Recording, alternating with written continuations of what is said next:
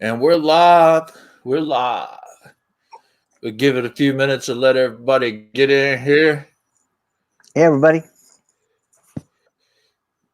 It's an exciting another live feed with Mr. Mark Richards. You been doing all right, sir? Doing okay. Going a little crazy. A little stir crazy. Yeah, this is a crazy topic we got. Michael says howdy. Howdy, Michael. Appreciate you tuning in. If you could share it, that'd be great. Everybody that's on here, hit that share button, share it to a friend. This is a pretty exciting topic. Have you had a paranormal experience?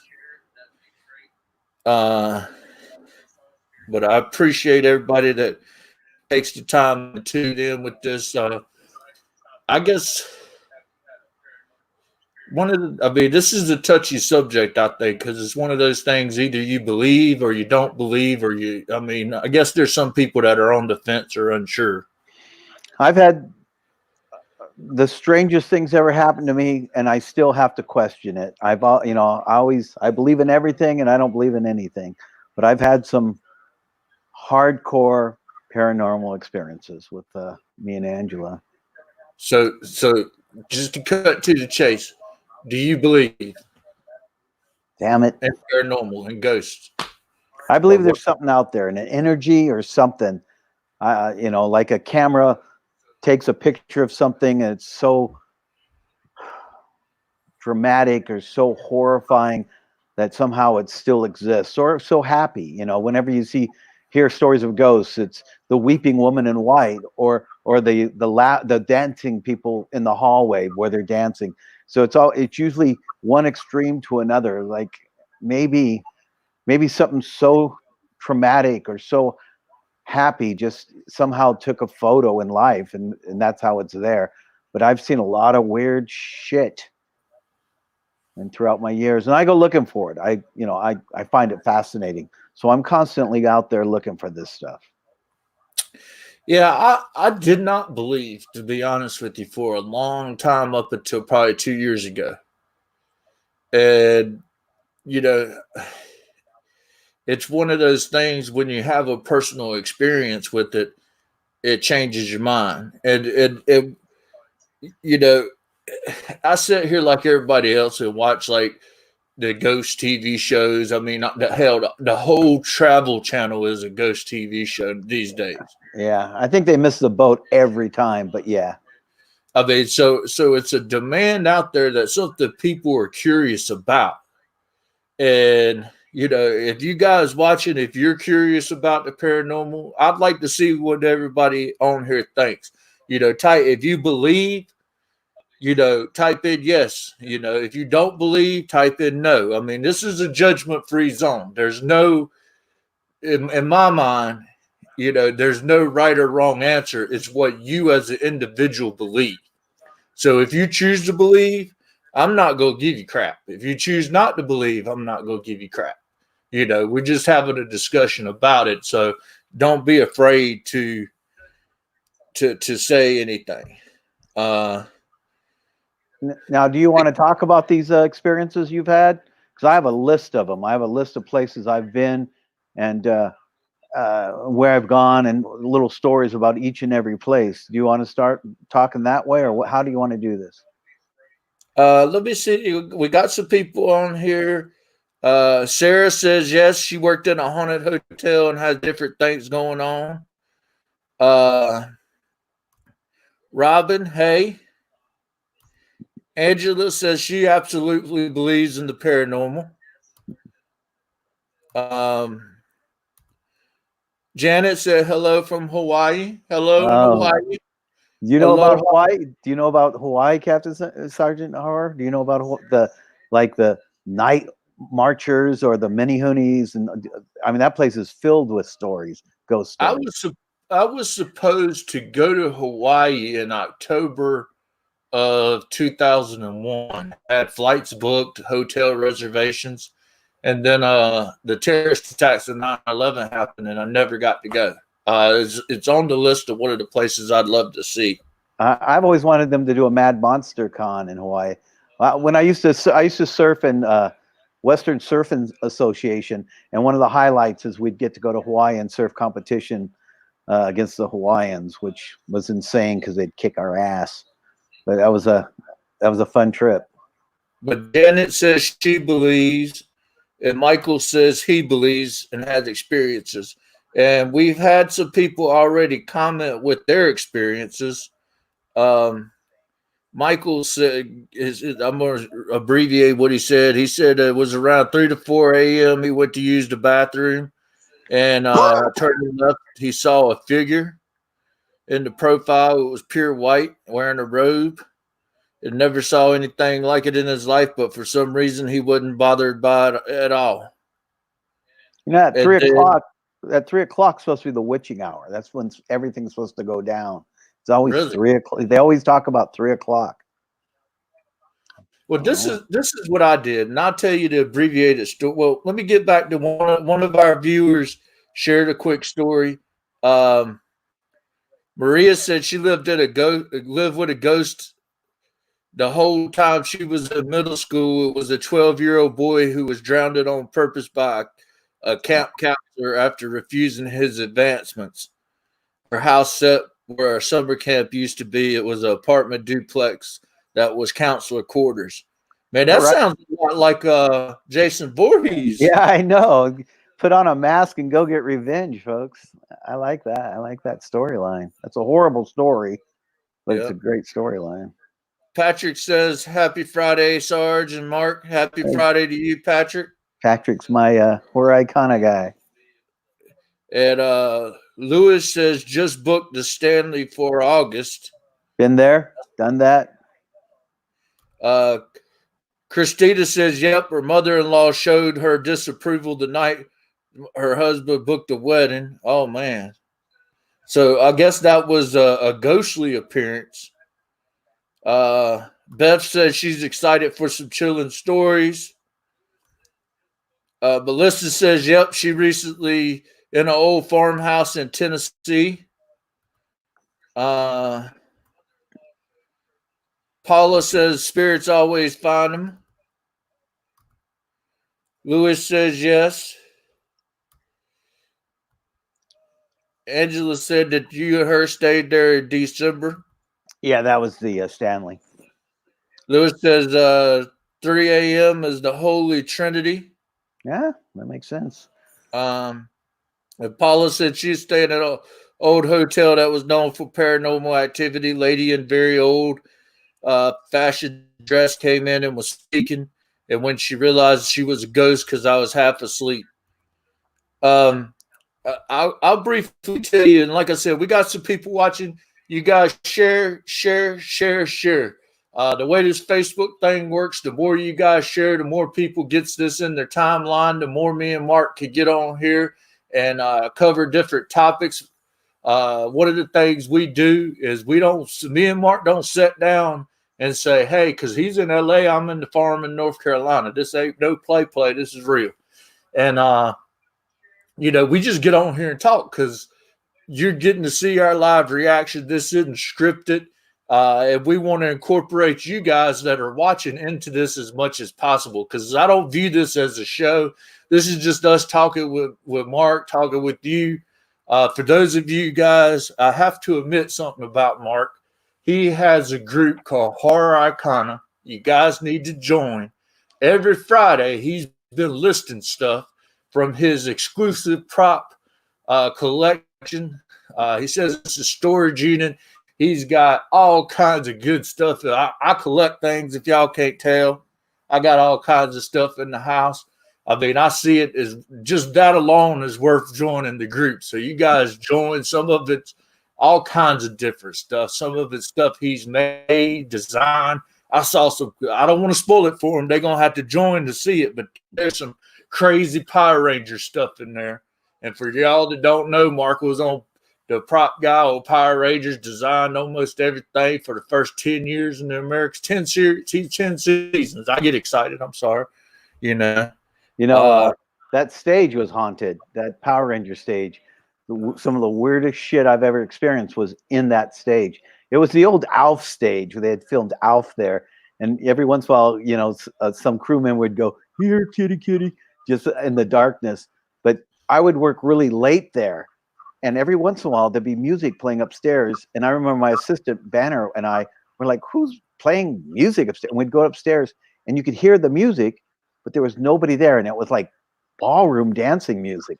Then I went up there another time, and there was a weird haze, like something was on fire up there, but there's nothing on fire. It was just a very odd stage. But yeah, weird shit would happen on that stage all the time. If Bill said he believes, Patrick shared a quick story that he did an investigation in Connecticut, got in the dining room and did an EVP session and asked the question, "What kind of soup did you eat?" And the next day, when he reviewed the audio, it was a child's voice that said vegetable. Great. I'll quickly tell you my little story is I sitting here, I go through phases. I binge watch some stuff. I guess that's probably everybody does that. But I got to binge watching Ghost Adventures one day, and I never heard of the guy.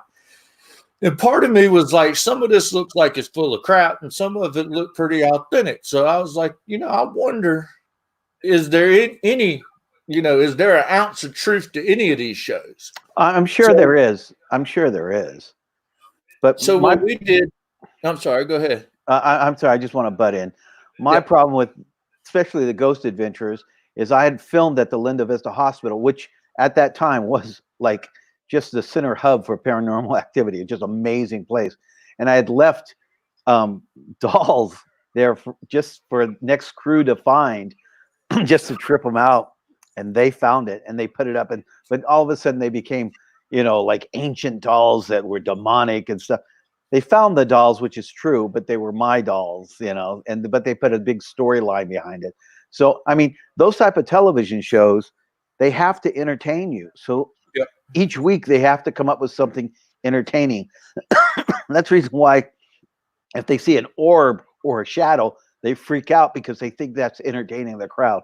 It annoys the hell out of me. Every time these guys are supposed to be paranormal investigators screaming and hollering because they heard a noise in the background pisses me off because, it's like, if you're a cop and, the first time you saw a burglar, you scream and run away, no, you're a professional. Be professional, guys. I don't know. I have a problem with the cats. I think they're a bunch of, just fakes. So I'm sorry, I had to throw that in there. I just don't like them. Have you seen the documentary that started the show? It was like they were all young and low budget and went out to the mining towns in Nevada. No, I don't think I have. I think that there's some good chance that some of that was real. And I'll tell you why. This is what I did. I said, okay, I'm going to investigate for my vacation Zach Baggins. So I planned a trip to Vegas, never been to Vegas. Flew out there, went to the Zach Baggins Haunted Museum, which I say that's a top-notch place to visit. I got to go there. I got to go there. I mean, he's got a serial killer collection, like paintings by Gacy. I mean, if you like serial killers, he's got Kevorkian's van. And they tell you don't touch nothing. But I touched some stuff, They got the chair from The Conjuring, the Devil's Rocking Chair. And I was there. I got spooked out twice. We were in there with Ed Gein's Cauldron. Wow. And I started smelling something that just smelled like a fire that was overwhelming. And obviously there's not a fire in there. And I started to throw up. So I stepped out of the room and my friend was like, "What's going on with you?" I said, "I ain't feeling good." I said, "That smells terrible." And everybody in our little group, because they take you through there in groups of 10s, says they won't no smell in there. That nothing smell like it was burning. And that freaked me out. And of course, to the museum, he's got some Vegas showmanship because it's a business. But he came out there and was like, "Hey guys, how you guys doing? Hope you enjoy the museum," and talk to people for a bit, which that was, nice. If you go blessed to be that famous, I like when stars will come out. And then he's got a hallway up there with all these clown mannequins. and I was the last one in the group, and something grabbed me on the shoulder, like just like that. And I turned around because, being an ex-Marine, I'm ready to pop somebody in the jaw because there won't supposed to be nobody behind me, and there won't nobody there.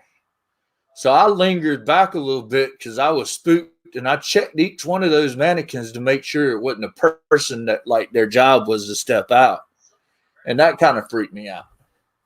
But what sold me on the paranormal was going up to Goldfield, Nevada, at the Goldfield Hotel, and we talked to the local people there, and they said, "Yeah, we remember when Zach Baggins filmed this documentary and came in here."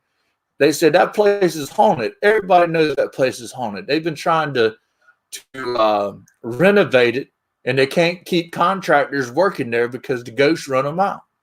And the whole town, they knew that was going on. And they say Baggins jumped through a window and almost broke his arm when the ghost got after his tail. No, brother. But I mean, I could tell something was there. It just felt like an evil place, and we couldn't even go in. So they had no profit motive to get you to go into the motel. They just was like, this place too haunted. We ain't letting nobody in. So that weirded me out too, because usually people are like, "Oh, our hotel's haunted. Come here and stay." And that wasn't the situation. Yeah, if somebody tells me that, I gotta stay though. I gotta be there. I gotta whatever, give them an extra $50 because I want to see this stuff. And we got Maeve here. She says she feels the same way as you about Ghost Adventure. Maeve is part of a local paranormal team here in North Carolina, and I did an investigation with them that we currently editing right now. That's crazy at a 100-year-old hotel in the mountains of North Carolina. And I had nightmares after doing that investigation. I ain't gonna lie, that place weirded me out. But anyway, I'm sorry, Mark. I was just gonna say that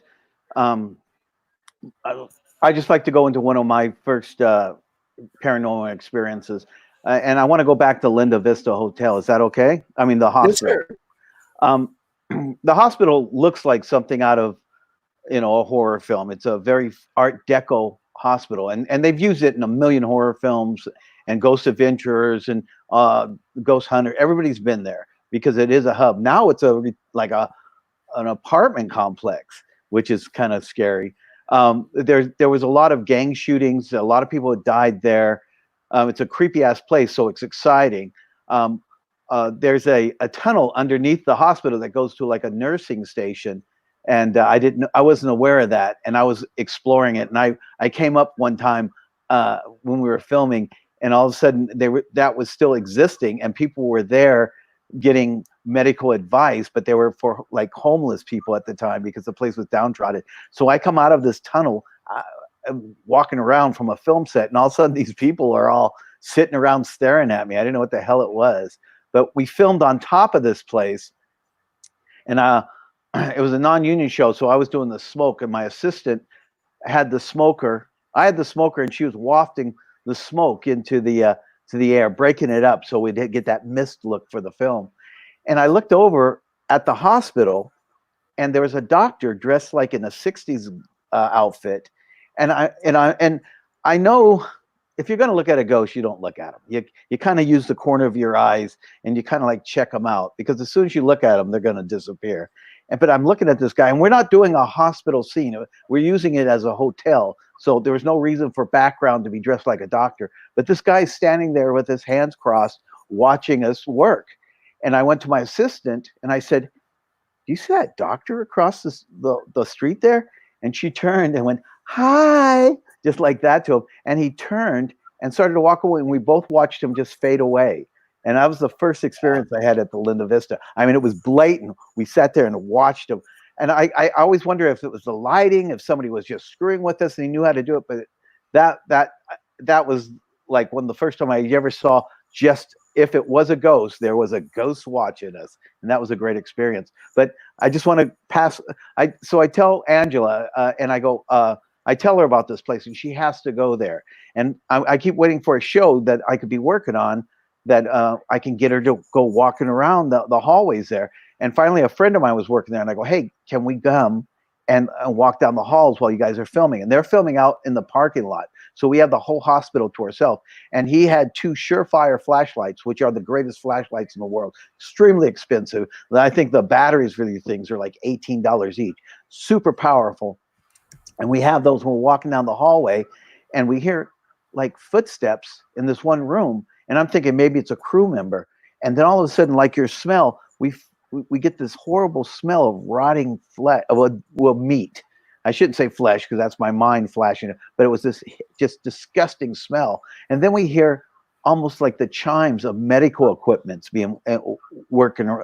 Someone's working in there. So we slowly sneak around the sneak around the door, put our flashlight, and the room is completely empty except for like an old chair that was sitting on the corner. But then we start hearing footsteps go across by us and into the other room, and the same noise was going on to the other room. And Angela goes, "Hey, hello," like that. And when she said hello, our flashlight started to dim. And just as our flashlights went completely black, at the same time, a shadow figure came out the doorway. And then we were standing in complete darkness. And that is like when, and Angela like grabbed my shoulder, like, like, what the hell? And we both said, we slowly saw the figure coming out the door, and it just went black. Our flashlights went black on us. And that was probably one of the creepiest experiences I've ever had. And that was at the Linda Vista Hospital. Wow. Janet, real quick, said she's living in Alaska and visiting a friend, and they drove past your grandparents' house. And I seen my dad from my great grandparents' house to my grandparents' house. When I got home, I asked my uncle why my dad was over there. His his ears got really big and said that my dad was on a boat down the coast with my other uncle. 15 to 20 minutes later, her dad pulled up in a boat from the other direction. I told my dad, and he said my grandparents' house. That's weird.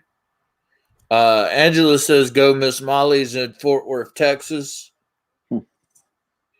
And Stanley said he lived in a house not far from Los Angeles, built in 1951, and the house had spirits in the house. They rotate through like a wait station. He was 12 before he realized not every house had spirits. Yeah, a lot of people just deal with it. They just have it. They deal with it. It's not that big of a deal unless you get somebody that's pissed off or that evil entity that we always are afraid of. Speaking of Now, spirits. now you do you actually ghost hunt, or I mean, I don't know the proper terminology, but like investigate? I do. Uh, if you want to call it, I mean, we take recorders. I mean, if anyone just wants to do it, you don't need a haunted house. Just go to your local graveyard. Do it in the evening because that gives you the mood, especially when the sun's going down, and just slowly ask questions with your recorder out. Make sure no one's around, but slowly ask questions like, are you lonely? Or, how, talk to them like they're your friends. Because if every time I get a response, I've always was just talking, but give it time, because if it is an energy, it seems like it takes a while for them to answer. But I've gotten recordings, and I do it because it's cool. It's creepy cool. I love that. But I have gotten answers out there. Um, Angela is a big part of what's it called, the Paranormal X, or what's your Para Explorer project, and they do the Queen Mary, and the guy that runs that is a guy named Matt, and he is a legit investigator. And I always could tell the legit investigators. I know, like Ghost Adventures, when they first started, they would try to intimidate the ghost. You don't do that. You don't piss them off. You don't get them angry. This guy is legit, and he has just hours and hours and hours of disembodied voices and movements and stuff like that. And because the Queen Mary is a hub for that stuff. And I do that. I enjoy doing that. But I also just like going to places that are considered paranormal. I love going there, staying there, exploring. I just love it. I'm sure your girl there, she just loves doing it. this is what happened. You know, you work on projects, and people, you could attest to this, Bart. The toughest part of the industry isn't finding a great script or finding a great crew. Is finding a good executive producer to give you the money to create the project. Yeah, I know. Uh, and I was looking for a project to do. I had done a couple of projects and was like, okay, I'm ready to do. I love documentaries, so I did all that research and I said I'm gonna do a paranormal documentary. I was like, I hired a DP, I hired a lighting crew, I hired my audio tech, I hired a cameraman. We show up at the location to take test footage. And keep in mind, I'm in North Carolina, the Bible Belt of the South. And, you know, I was up front. Hey, we're doing a paranormal documentary. It's, you know, I'm paying you. Everything's good. Da da da. They show up and every one of them quit. So then I'm like, okay, we're going to do this again. I scheduled another date for the test footage, hired a whole different separate crew, and they all quit. They come down there. It was an old farm that had been turned into a haunted attraction. And then I met the people from Wicked Wonders Paranormal team, and I said, "Do y'all want to come out there with me and do an investigation?" And they said, "Yeah." So I got to thinking. I said, I'm a Robert Rodriguez type of filmmaker. I just survive, adapt, and overcome. That's the Marine in me. So I said, shoot, they film live PD on body cams. I said, so I got some body cams. I got some GoPros. I was the cameraman and the audio guy, and we just run and gun. And I think when you have a small crew filming a project like that, it's really good because it's less interference than if you got 15, 20 people on set. And one of the ladies in the team was a medium. And you know, of course, me, I'm like doubting Thomas. I'm like, it ain't real. So I didn't tell anybody where we was going. I lied and told them we was going somewhere else and met them somewhere else, and then took them to the location in a van that was blacked out, so they could not see where she was going to be. And then when she got there, because I was like, we're gonna find out if she's real or not, because I researched the farm. She's like, there's people buried here. Time to get out. I said, holy moly. There's 22 graves there that nobody knew about that was Wow. unmarked family graves on the farm. And then she said, there's some soldiers that's around.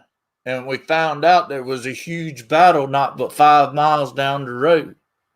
And keep in mind, the place I told her we was going was 30 miles away from where I actually took her, so that they couldn't research the area at all. So that kind of freaked me out.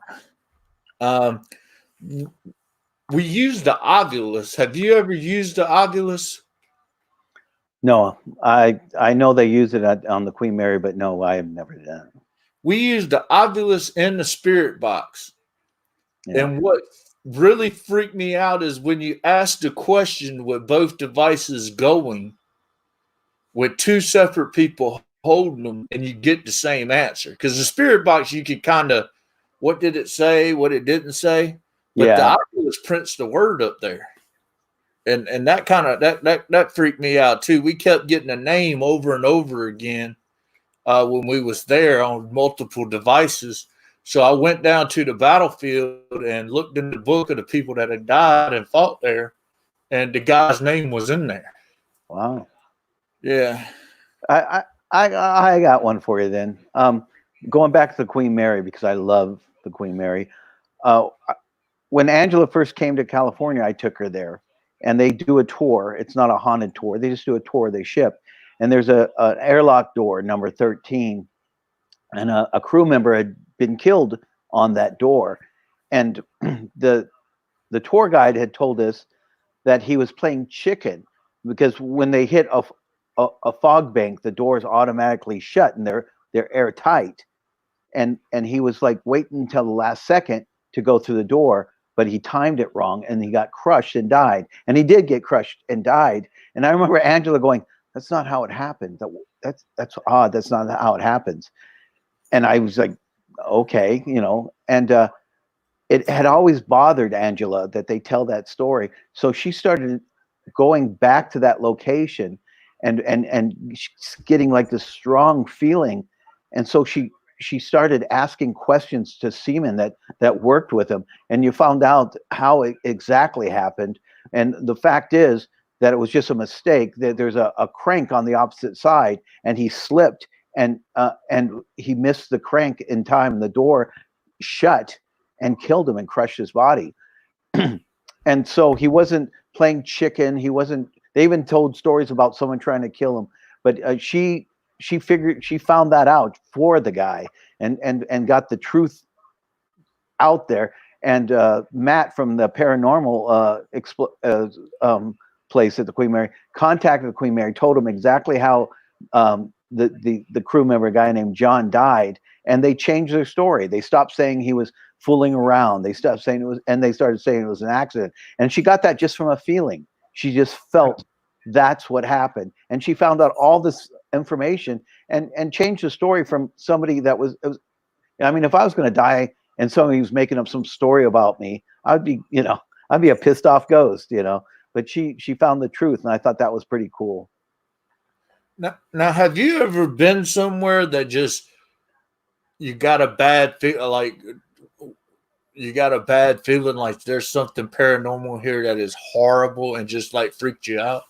Yeah, I've been in places where I just had to leave. It's this feeling of dread, and it just takes over your body. And you know, once again, going back to like Ghost Adventures and stuff, if they feel that, they freak out, they run out and stuff. You're going to places where people have been murdered or there's been death. So there's a good chance you're going to pick up on that. If it gets overwhelming, walk away. But it is what you're going for. It is why you're Yep. there. You're wanting to have those experiences.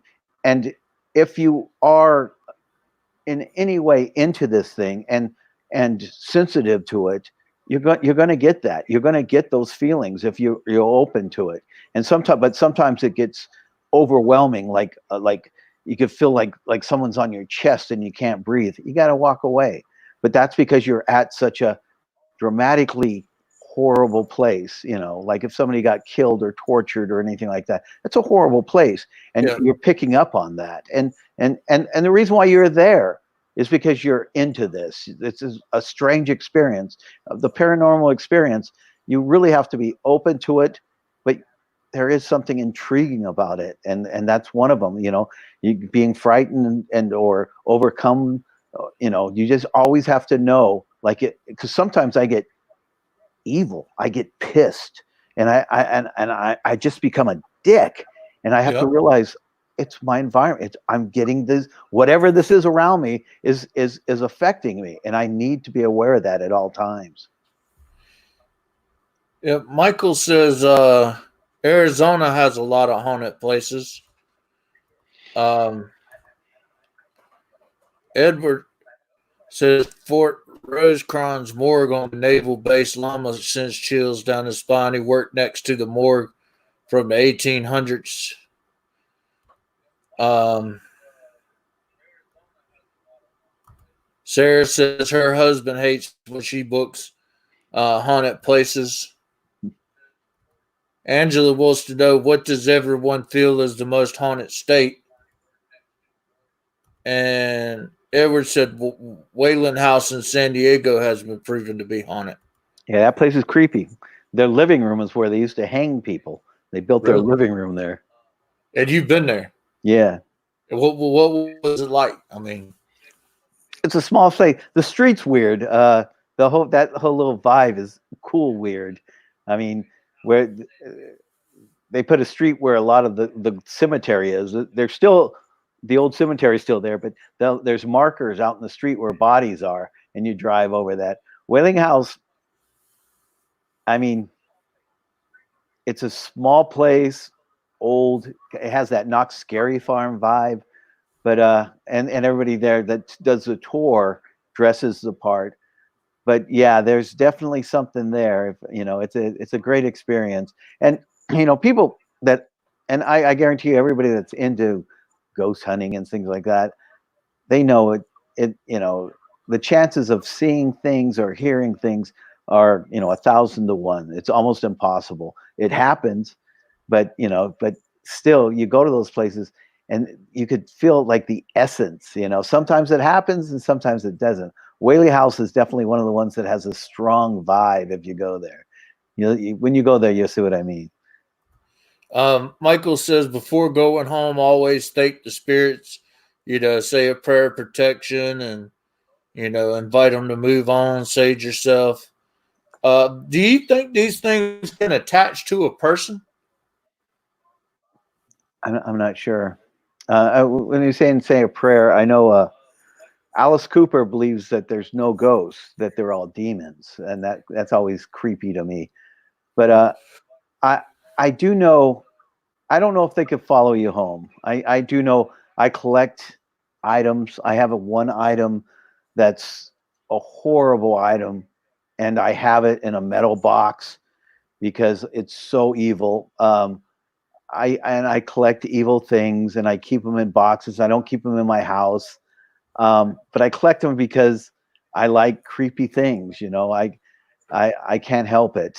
But I do know they can affect you at that moment in time, and you won't know you're being affected. You constantly, you need people around you. It's like if you're taking drugs, you need that one person to go, dude, you're high. And, you're not seeing the giant spider monkey climbing around you. You're just high. There's a lot of times you have to say, look where you're at. No, if you are emotional, that stuff's going to cling on to you.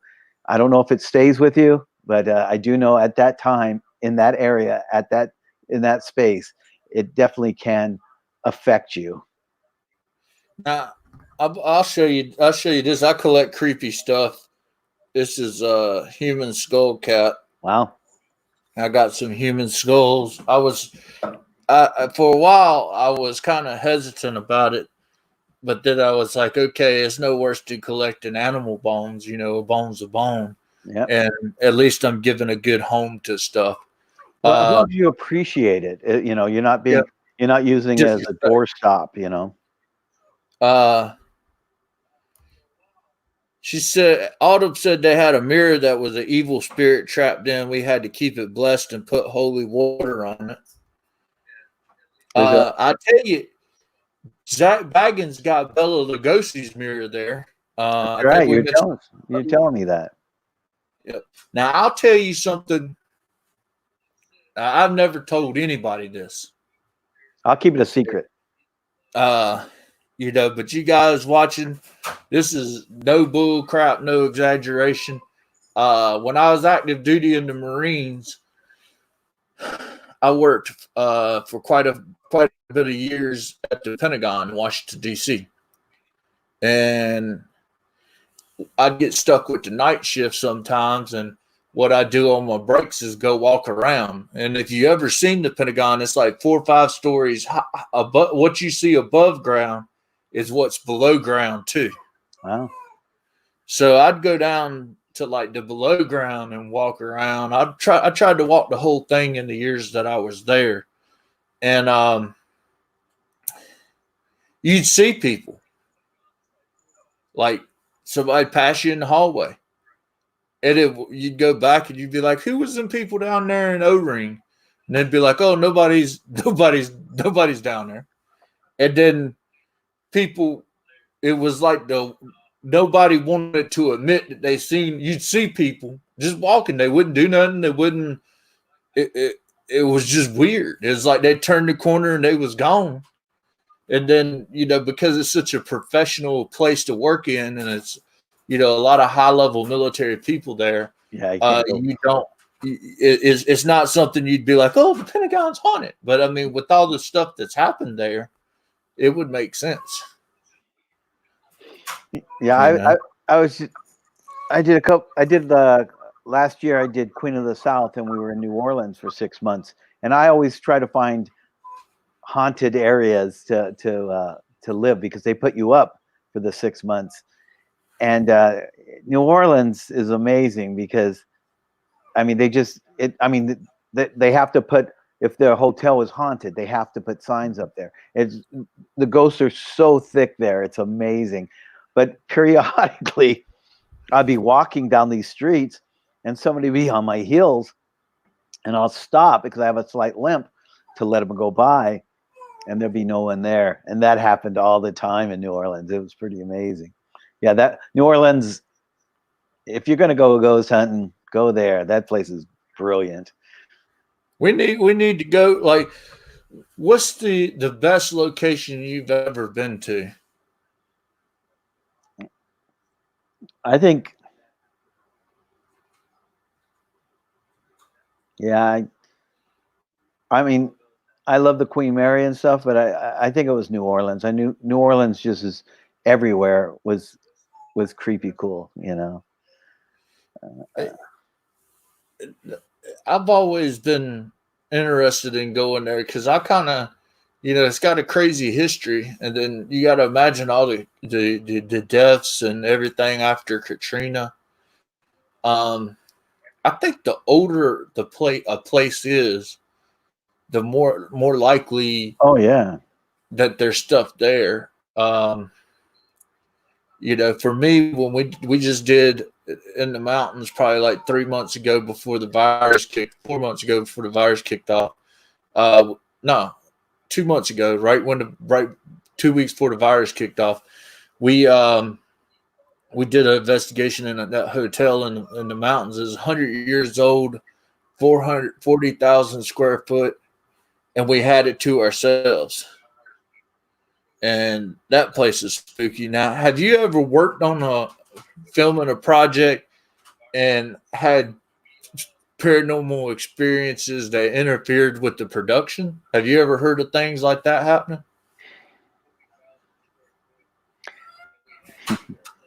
No, I remember working on a show, and we're out. This is up behind Magic Mountain, and there's these giant orange groves.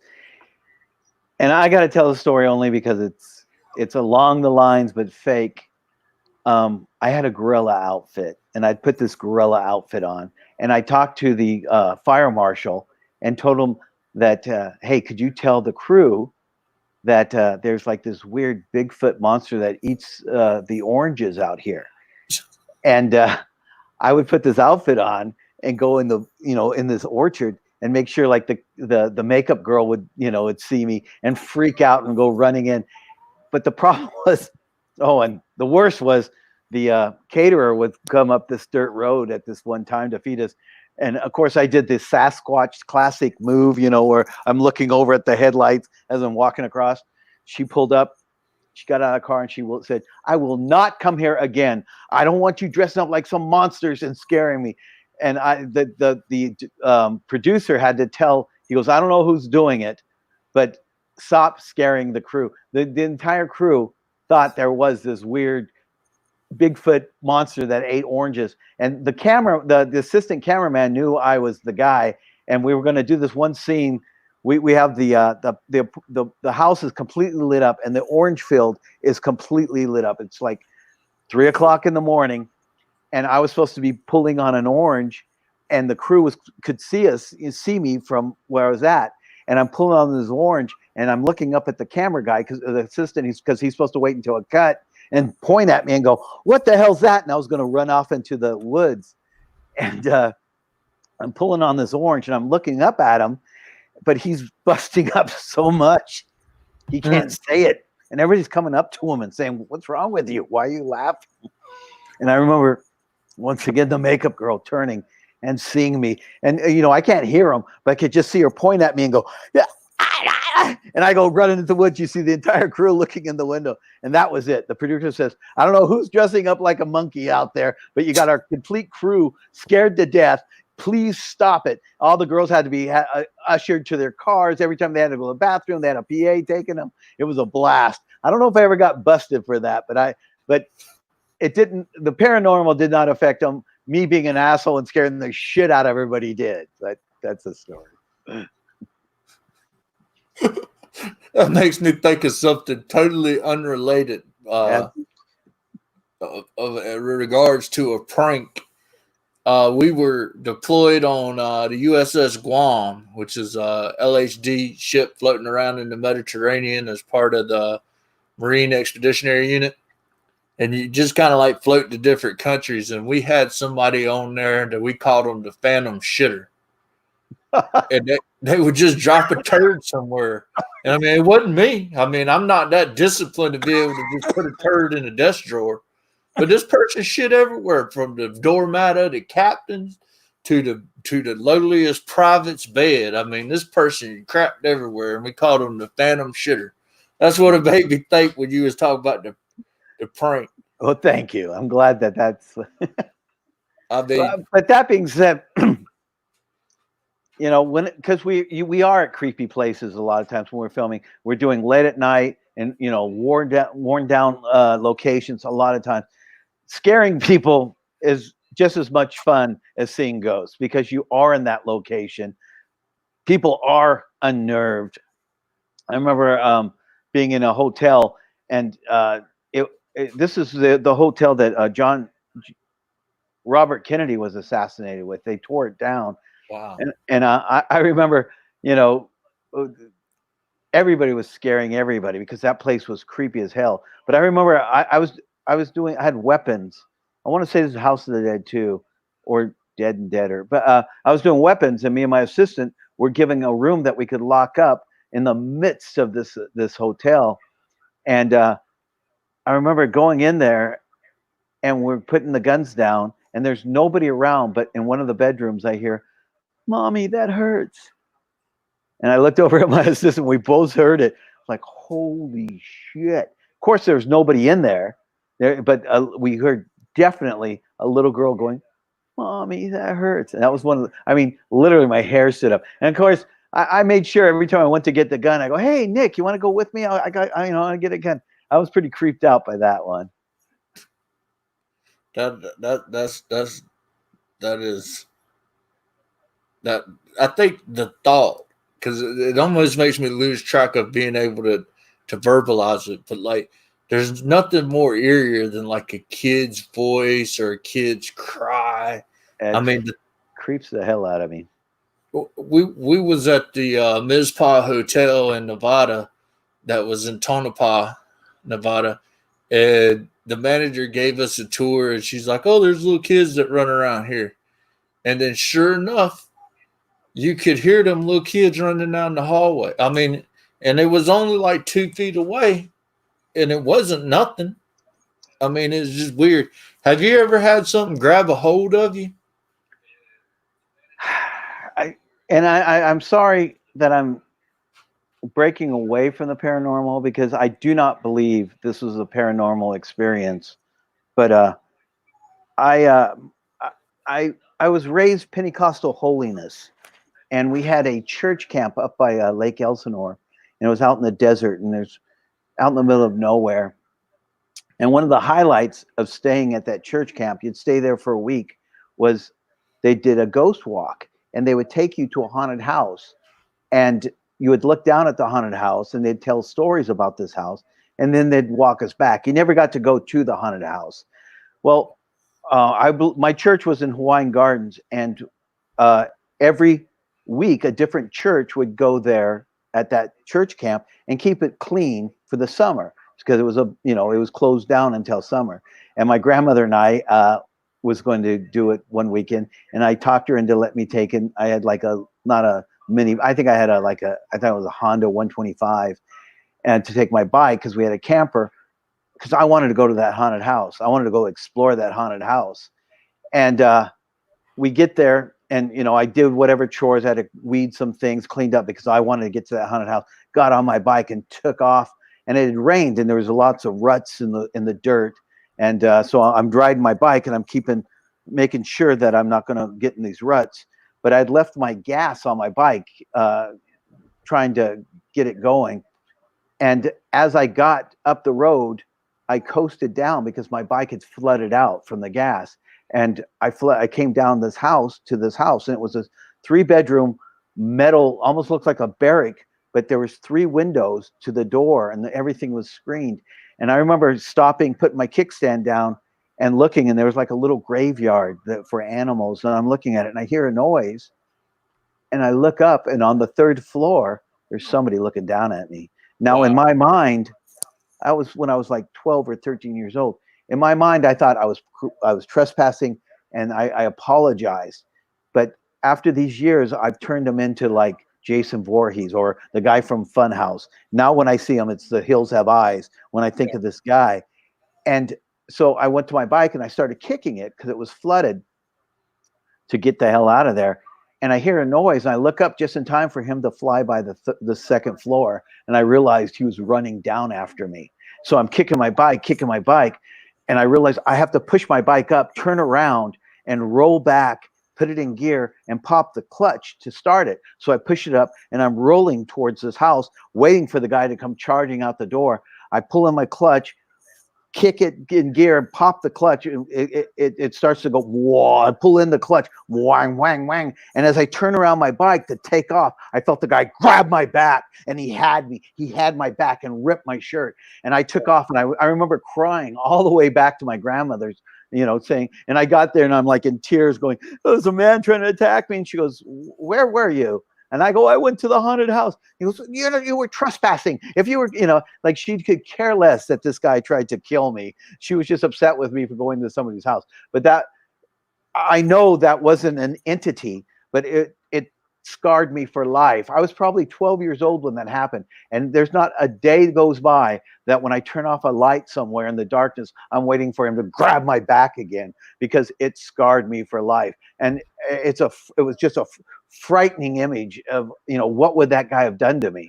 But I know that's not a ghost story, but that it did touch me. I know you've been touched a couple of times, but that when I hear, have you ever been touched by a ghost? I always think of that. Yeah. It's funny you say you grew up Pentecostal because here, in the Bible Belt, that's what it is. And back in the day when I was young, they man they'd bring in tent revivals, Yeah, I went to a lot of them. and I never forget. I was pretty young, and they had a tent revival. Probably about 400 or 500 people in the audience, and everything got quiet. And they brought this little girl in there. She's probably like 16, 17, 18 years old, 5'2", buck 10. And she's doing that whole exorcism thing. I'm like, I got to get the heck up out of here. That scared the crap out of me. You get three old black women put their hands on them, and all of a sudden she's talking in tongues. It, Oh, it was an amazing experience. I was raised pretty much in a black church. All my ministers were black. And these people, when they got filled with the Holy Spirit, they would talk in tongues. They would throw their shoes. One would be speaking in that language that is amazing. And another one would stand up in the other room and start quoting what she was saying. It's a very bizarre spiritual experience. And I remember just watching it, and it's a positive thing, but it's creepy as hell. Michael said he twice heard a voice when he was on a job. Nobody was in the building. Uh, Cricket says hi, Mark. Hey, Cricket. Um, Beautiful yeah, baby, Cricket. I went back in the day. What would happen is when you were training, you get passes to go out sometimes down there, and we were out training, and we'd get a church bus come and pick us up. Well, there was this van out there that picked us up to go to a church one time, and we was kind of in a rural location training. We figured, usually they feed you. You go to listen to the sermon. We was in there, and these suckers started talking funny and pulled out some. Like, you don't think I'm lying? They pulled out snakes. Oh, snake. Yeah. Woo! I Yep. said, y'all Appalachian folks can have this, boy. I got out That's of it. Pentecostal too. Pentecostal do snake handling. Woo! I, I Yeah. ain't. I ain't. That creeped me out. But going back to the paranormal stuff, Sorry. what would be your dream location to get to go to? I'm always looking for that place. Like whenever anyone says is creepy or haunted, I'm always wanting to go there. I know there's a place in Savannah that it's a pirate house that's supposed to be really creepy. I want to go there. I'm going to go there. Uh, I, I I I go to them all. I'm always looking for them. We're always on the search for like the creepiest. But I think that's my next location is that pirate house in Savannah. Crooked says she likes your hat box, Ghost. Thanks, Cricket. Cricket, amazing singer. I was blown away. But she always opens her show with "I walked with a zombie" from the Cramps, but she never finishes it. She's an amazing singer, ladies and gentlemen. Cricket. Sing. That's a rare commodity these days because a lot of these artists can't sing, but that's a different subject. It's always when I see people play instruments and actually sing, that's amazing. Uh, Well, we were at that hotel. We kept hearing a lady sing, and we tried to debunk the shit out of that. But there was a lady on the third floor singing, like not loud, but just in a conversational voice. And then when you would get near where the singing could be taking place, it would just kind of fade away. Wow. And there was no power on. There was no nothing. Um, Kevin said, "Oh yeah, every once in a while I'm reminded of it, not benevolent in any way, but from time to time, strange things go on. Maybe a mischievous child. He believed in one of his aunts who passed away, but she appeared in a burial dress to his cousin and himself, full-fledged apparition. Wow.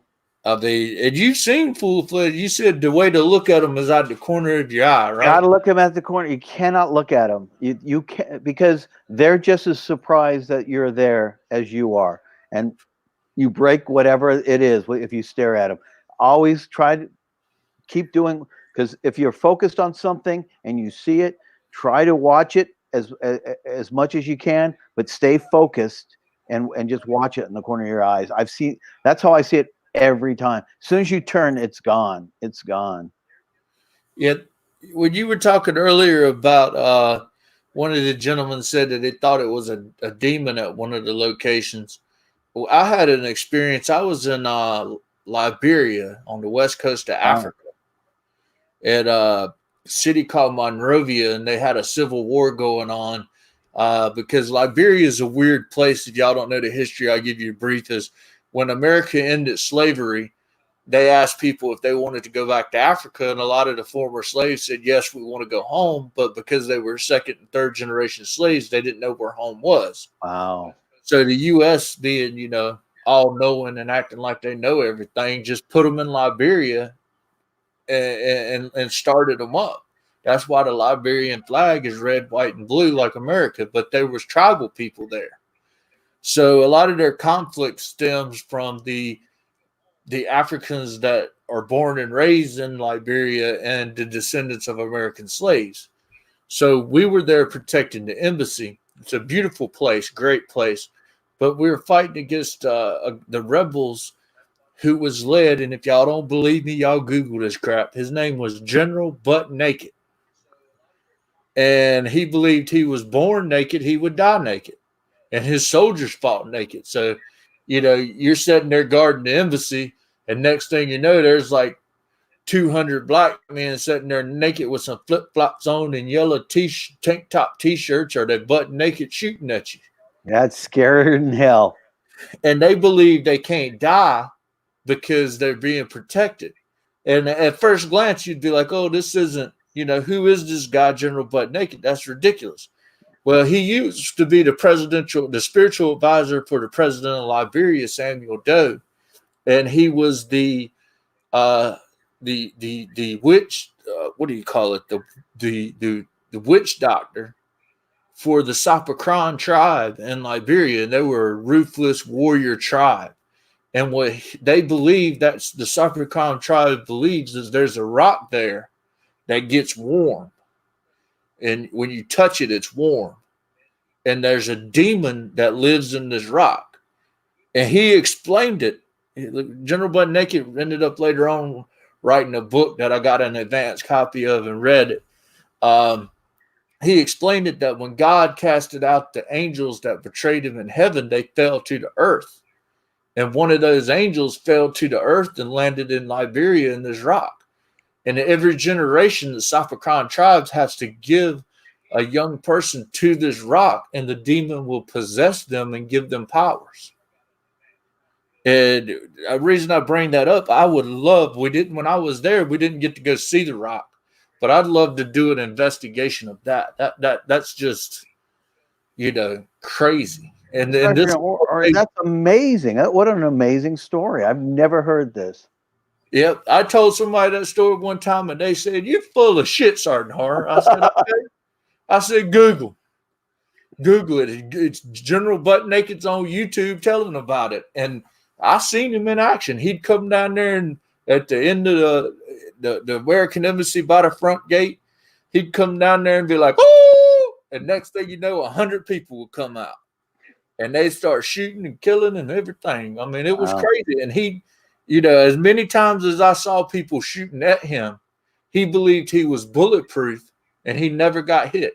But he was responsible for over 10,000 deaths. That's crazy. Wow. Yeah. That's an amazing story. And, Wow. and I look at that and I'm like, okay, a demon can be, a whole nother level than just having a regular paranormal experience.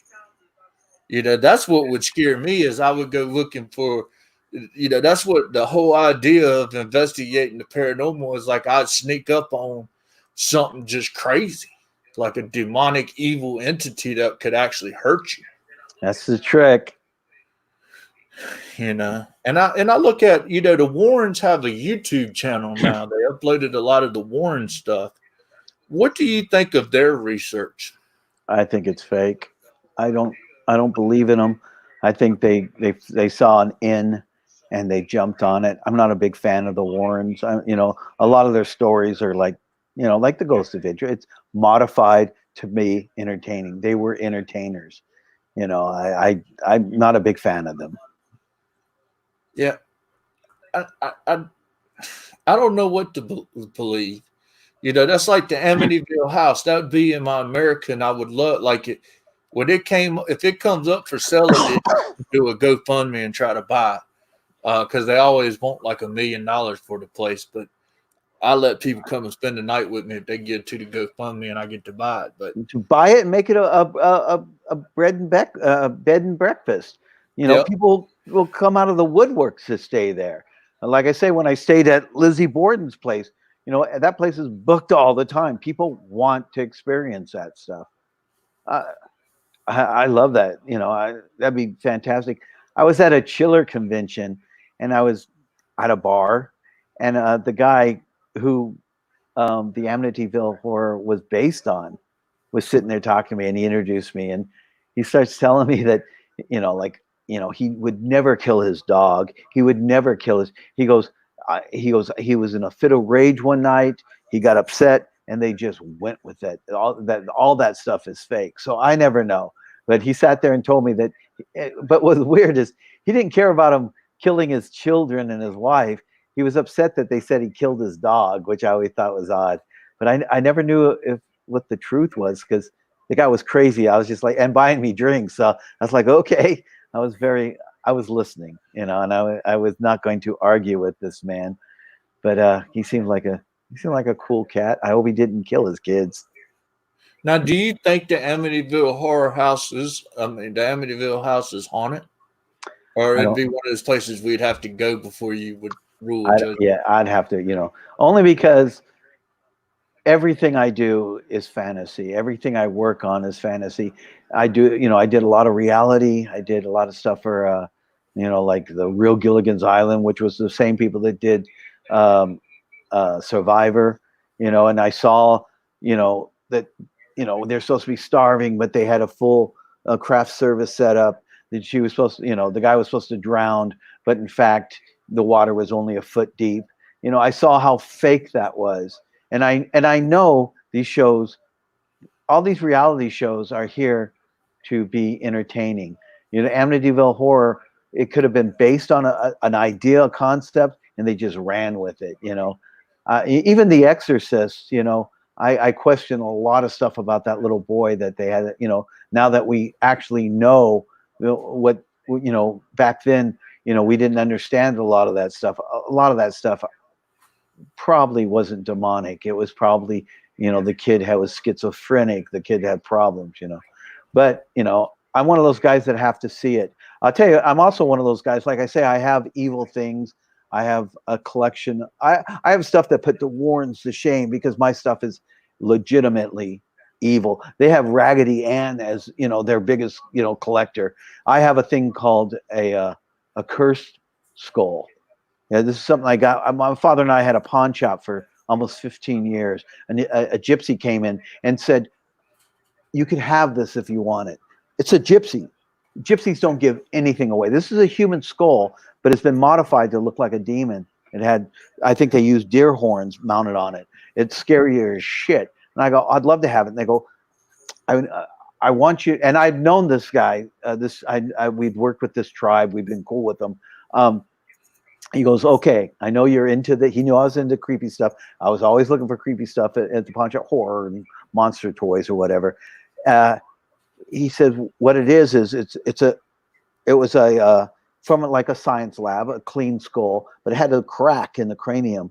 And what it is you'd write a curse, you'd write it down, and you'd put it in its head, and that curse is all it would think about for as long as you want. Is this skull would just think about that person that you're cursing, and it was supposed to work. The trick is, say I stole money from you, or this guy stole money from me, and so I put a curse on him for stealing money. I can never steal money from anyone. I can never steal from anyone, because if you put a curse on, you give birth to this curse. You are responsible for that curse, and if I do anything along those lines that this guy did to me, it comes back to me 10 times worse.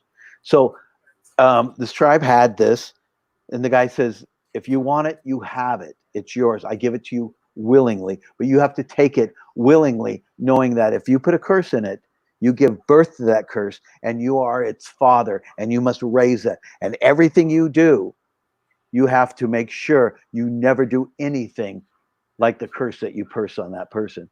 And I have never put a curse on a person, but I do have that skull. And I guarantee you it's the creepiest thing. And I have it in a metal box. I have it locked away. But, like I say, I have things that and I've been collecting all my life. If somebody says it's evil, I want it.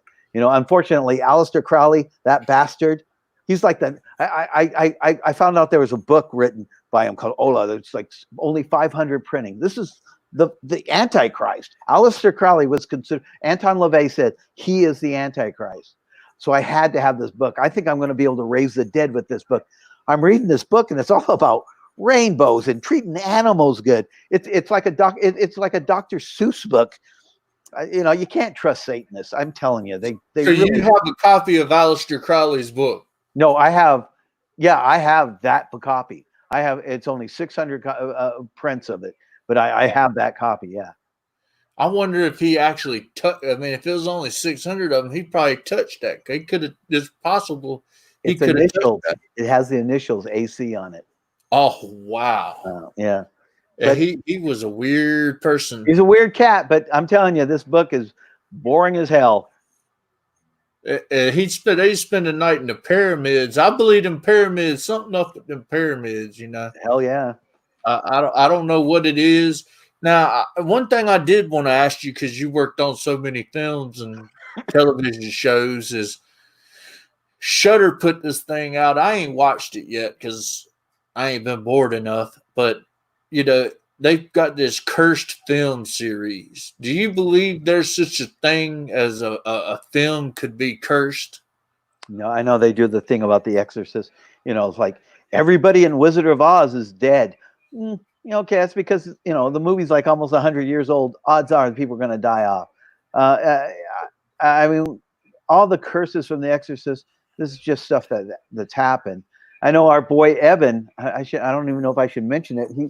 He was working on a documentary at one time that I thought was brilliant. It was Films to Die For, and it was going to be a documentary about all these movies that people have died working on the film. And I always thought that was brilliant. But no, I honestly don't believe that these films are cursed. I mean, I was at Warner Brothers. I was working on Sarah Connor Chronicles, the Terminator TV show, and they were destroying molds, and they were destroying the mold to the Pazuzu.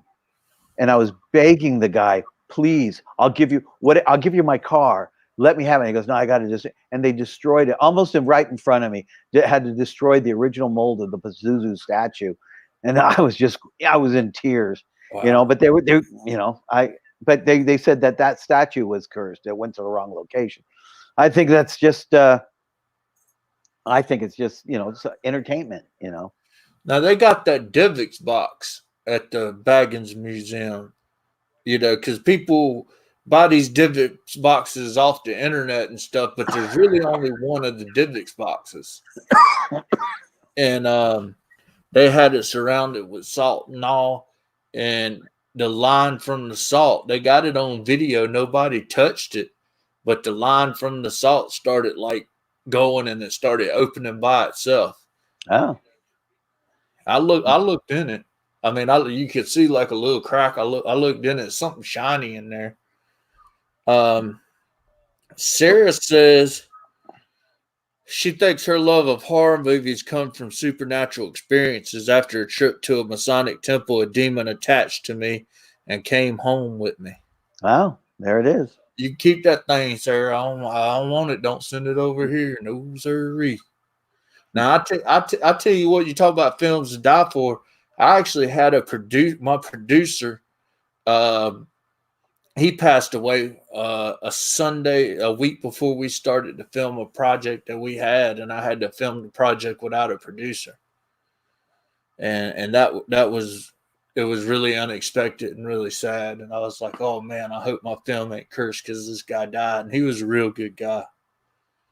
He just lived fast, party hard. Yeah. But I mean, it's amazing. I think, the world of the paranormal. There's a lot of things to explore. We might have to go somewhere one time and do some explorations, Mark. I'm all for it. Like I say, I love it. I'm I love the unexplained. I love, but I love the environment. I think that's another thing, the way we are. I love to be frightened and places that are dark and creepy. There's just something about that, especially if it has a history. So you have that going for it. So you're already on edge when you go wandering around there. But I was hitting up Evan. I'm not going to say what for, but I was trying to get for me and you and I to do just recently. We'll see what happens, but it would be a really cool place to explore that we have connections with. And but we'll discuss it and see if that happens. But I'd love to do something with. But tell me something. Will you do it in character? Are you if we did it, if we went exploring, you have to be Sergeant Horror. You always have to be Sergeant Horror. I don't want to ever see I'm you. always I Sergeant never Hart. want to see you normal.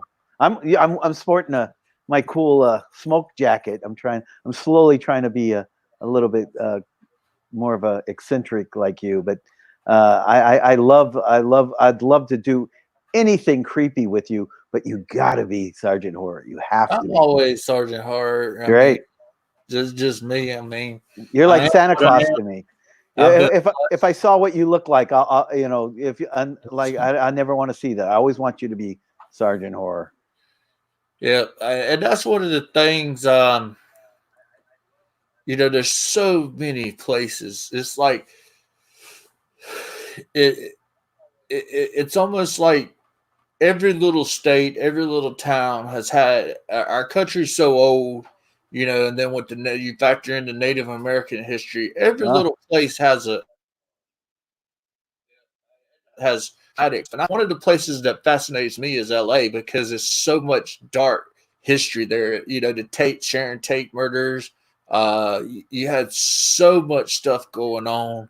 Um, I was I was at Universal on the backlot years ago. They have these little bungalows that they used to do stuff in, or I forget what they used to do there. But we were in there, and the guy had it set up. He was scoring movies in there, And we were sitting there, and the guy told me, he said, you know, two actresses killed themselves here in the 50s. I was like, holy shit. You know, you never know if something like that can leave an imprint. And but my thing is when I go to these places, I'm not really worried about like the living. You know, if somebody jumps out and tries to scare me, I'll whoop the ass. But you know, I'm more worried about stuff that you can't whoop. You know, we did the Conjuring in 60 seconds, and Those are great. I love those. one of the things, the lines that they said in the Conjuring was, "You can't shoot ghosts," and that's why I'm scared of ghosts, is because you can't stab them and shoot them. No, um, Well, Sergeant Horror, I have a list, a large list of California places to go. Well, you mentioned Sharon Tate only um, the El Coyote is probably one of the creepiest places. If you know, that's the last place Sharon Tate ate at before she went out and got massacred.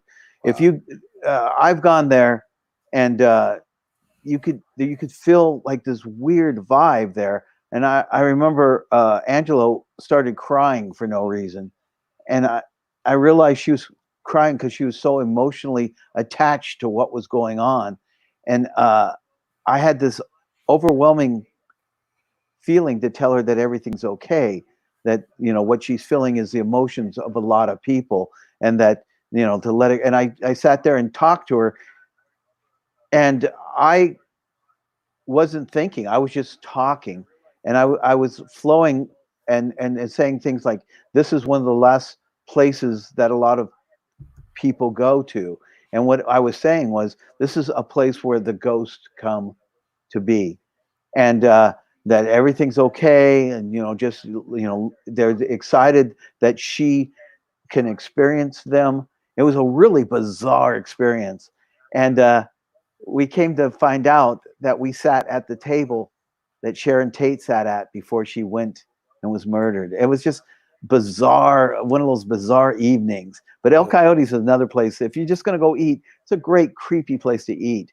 There's so many great haunts in Hollywood. It's just amazing where you can go. And I would love to come down and just hit them up, even if we just did top 10, just go there, and go to all these different locations. Yeah. Um, Sarah says, "Thank you guys for doing the show today. Truly look forward to my drive home from work listening to you." Well, we appreciate you watching and listening to us, Sarah. She says she lives in Arizona. Arizona's got some creepy places. Yeah, I want to go to Tombstone. I've never been to Tombstone.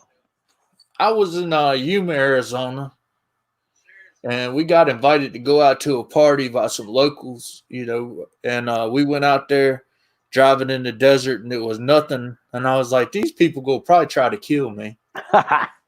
And then next thing you know, there's a big old bonfire and like 300 people partying in the middle of nowhere in the desert. I was like, heck yeah, this is Yeah, pretty cool. I did a class of Nukem High 2 in Yuma, Arizona. So yeah, I got to know the local folk really good there. There's a cool prison out there in Yuma. Did you go to the prison? Nah, I just drank beer and hung out. I'm gonna show y'all my kitty. She's kind of fat. Hey there. I like animals. Anyway, we appreciate everybody listening in. You got any closing words, Mark, you want to throw out here? Uh, just because we're talking about the paranormal, experience and stuff, always be respectful to ghosts. Don't go out there and intimidate them. Don't go, yelling at them. Just be respectful to ghosts. That's all I'm saying. You could believe in it. You can't. Just be respectful, because if somebody died and you're asking questions, make sure it's kind and considerate. Don't say things evil, because I'm just saying, you don't want things to go bad. I agree. I agree. I appreciate everybody that's tuned in. Uh, Last couple of comments. Angela said the London Bridge in Lake Havasu. Edward said Lesser Key of Solomon. Said good job. Appreciate that, Angela. Appreciate that, Michael. Appreciate that, Edward. You guys take care. We're gonna be back on next week. And you guys take care. Be sure to check out the page. We'll be uploading content during the week. Check out madmonster.com. Got stories up there every day. You guys take care. I appreciate you joining, Mark, and hanging out with you. We'll do it again next week. I love doing it, Sergeant Horror. I love it. I'd love to, I hope this turns into something else because I really enjoy working with you, sir. I love working with you. You guys take care. Sergeant Horror, Mark, we out for Mad Monster. You guys have a good one and stay safe.